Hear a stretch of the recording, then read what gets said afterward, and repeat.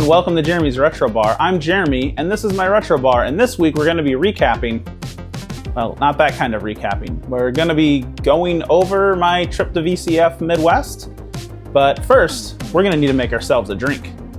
And in honor of the host city of VCF Midwest, Chicago, I'm going to be having a shot of Malört. Why? I don't know. It's disgusting. If you know anybody from Chicago, they always want you to drink it. I have this left over from a party, from people from Chicago who leave it to make you drink it. But anyway, here we go. Bottoms up. Malört for VCF Midwest. Oh, cheers.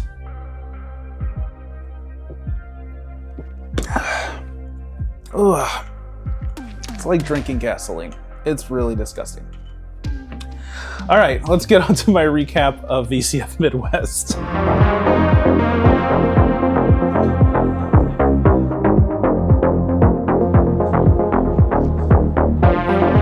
This year, the show moved from the bursting at the seams Waterford Banquet Conference Center in Elmhurst, Illinois, to a much nicer Renaissance Convention Center hotel in Schaumburg, Illinois. So the rooms were much nicer. There were more on-site food options, and there was room to move around the convention without knocking over someone's tower of vintage computers. So overall, there were a lot of improvements to the show. I arrived Friday afternoon and was able to get a volunteer badge to help a few friends set up their booths. It's also an opportunity for some of us YouTubers to get some footage of the show floor before it fills up with people, but of course, we mostly just shot video of each other. Then Saturday is when the show was in full swing. So this is when it opened to the public and anybody could come. And it kicked off at 9 a.m. with people lined up to purchase the official VCF Midwest t-shirt.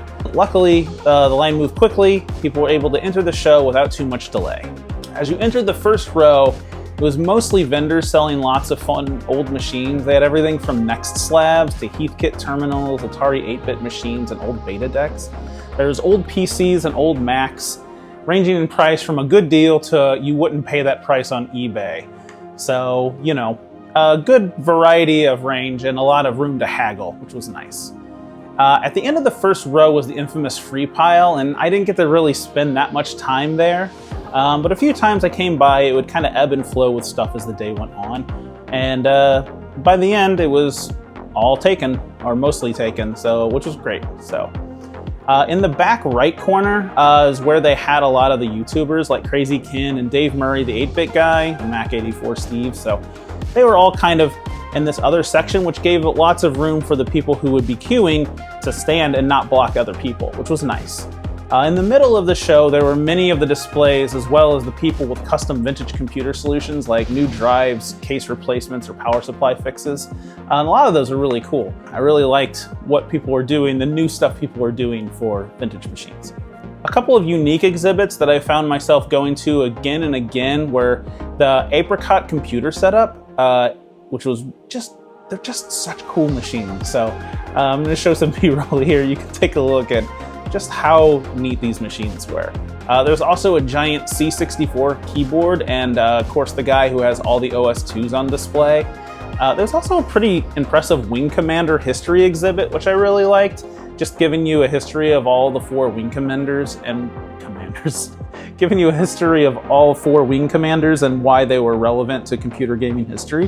One group that I always think is really cool is this group called ShadyTel, and they set up a fully working wired telephone network, and if you brought a wired telephone, you could plug into the network and call the other tables at the show. So that's just such a commitment to set up and tear down that is insane, but they had the wires going overhead like actual phone lines, which was pretty great.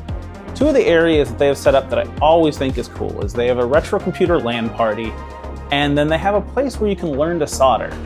The group that runs that is called Build a Blinky, and you make they have like a PCB of a certain shape, and you're gonna solder in LEDs and a power source to then make those LEDs blink.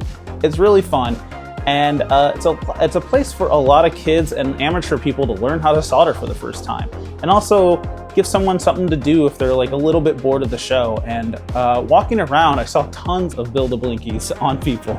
because they're proud of what they did. So it's just really cool. There were a couple other cool people to see and talk to, but I'm going to let them tell you all about it.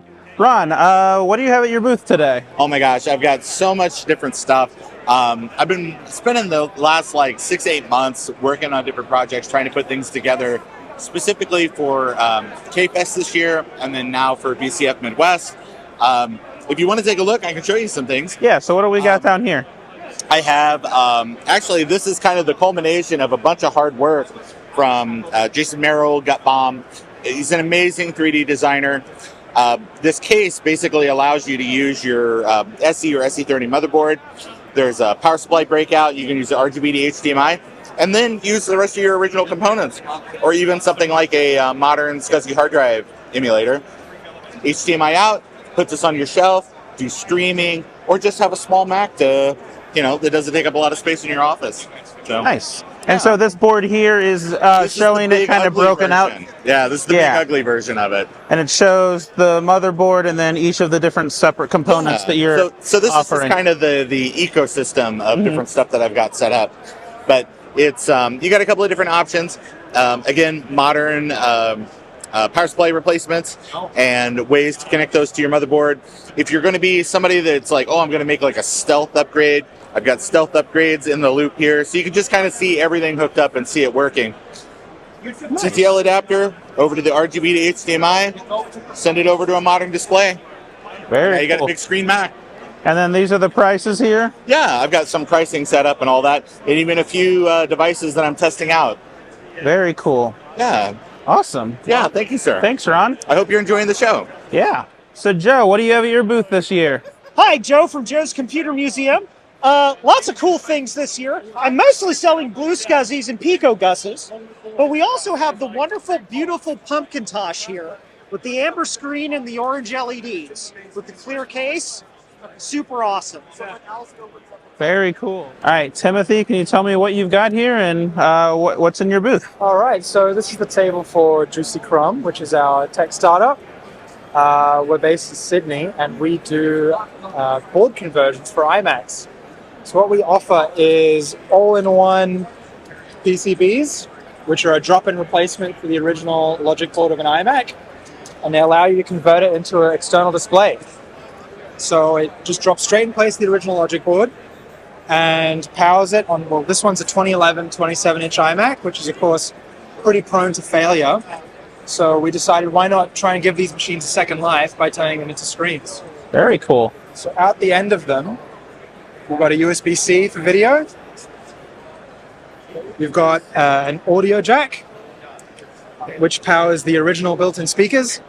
We've also got access to the original webcam, SD card reader, and even the IR sensor if you want to make use of that. Wow. Very cool. Also do the iMac G4, the 17-inch and the 20-inch model. That's very cool. And where's the... Oh, there it is here. Okay. Show that there. All right. Javier, can you tell us what you've got in your booth this year? Yeah, I got a lot of the new stuff that I'm working on. I'm working on 3D printed stuff. Also, some of my reproductions, I'm putting it up. So I got too many. I don't want to just keep them by myself. Yeah. 3D stuff that I created. Mice, these are actually pretty hot right now. These are 3D printed mice that are optical. Optical mouse. Nice. Yes. And I got a USB version and a serial version that works on the Macintosh Plus and on the Apple II. Wow. So they're both good. Yeah. I got the clear, I got the joysticks and the clear joysticks. The clear joysticks are a little bit more difficult to get because they were created in different way. The floppy emu, this is also one of my flagship things on the 8-bit stuff. And by the way, there's I'm rebranding 8-bit tees. So 8-bit tees is going to be for t-shirts. 8-bit stuff is going to be for 3D stuff. Oh, nice. Very cool. Like you see, the 3D. Yeah. And I got the covers also, so I'm selling this too. Very What cool. else do I got? I got all the t-shirts from 8-bit tees. I got some samples, of course. Yeah. And then I am also showing and presenting the prototypes. Very cool. So I'm doing prototypes for Amiga, for the Lisa, and I'm going to do a short run of clear mice. Nice. And this is very cool also. Then I got, this is the flagship for the work that we did between MacFX and 8-bit cheese or 8-bit stuff.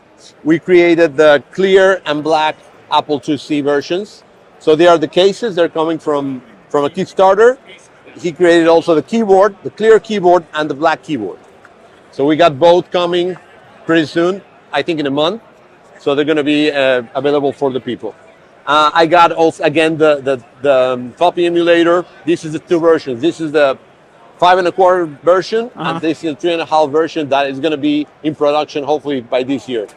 Very cool. And the last one is this little one that I just created for fun. It's one of those system savers. System savers. Yeah. And it has just a little thing that shows you the voltage. So it's 3D printed too. Very nice. I think that's it. You know, it's very cool. New Well, stuff. that's a lot of stuff, Javier. New stuff, yeah. Thanks for sharing. Hey, thanks everybody, and remember, visit us 8bit stuff and 8bitcheese.com. All right, Mac84, Steve. Hello. Tell me what you got at your booth this year. Well, I got a bunch of stickers as always. So stickers of Sit Happens.